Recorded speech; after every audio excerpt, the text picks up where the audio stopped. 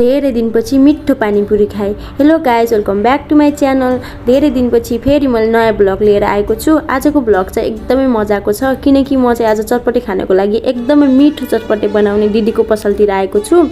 यहाँको चटपटे र पानीपुरी चाहिँ यति मिठो छ गाइज होइन, र फेमस पनि छ। र म पुग्दा चाहिँ त्यहाँ चाहिँ एकदमै भिड थियो गाइज। एकछिनमा चाहिँ खाली भएर हामी चाहिँ बस्यौँ होइन। त्यति बेलासम्म चाहिँ हाम्रो दिदीले चाहिँ चटपटे बनाएर रेडी पारिदिनु भयो।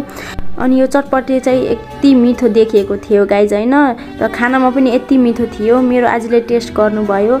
अनि त्यसपछि चाहिँ मेरो नयाँ साथीले पनि फर्स्ट टाइम खाएको होइन, उहाँले चाहिँ एकदमै मिठो लाग्यो। अनि मैले पनि टेस्ट गरेको गाइज, एकदमै मिठो थियो।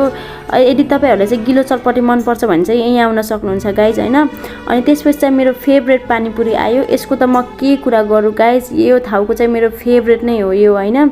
अनि हामी 3 भाइनाले चाहिँ यो पानीपुरी चाहिँ एकदमै इन्जोय गरेर खायो।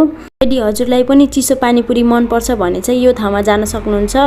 दिदीको लोकेसन चाहिँ रहेको छ देवीनगर एमाले चोक बजार लाग्ने ठाउँको छेउमै रहेको छ गाइज होइन। तपाईहरु जान सक्नुहुन्छ। अब हामी चाहिँ घर फर्किँदैछौँ। आजको ब्लग यतिमै सकिन्छ। यदि भिडियो मन पर्यो भने लाइक, शेयर, कमेन्ट गर्न नबिर्सिनु होला। By by guys.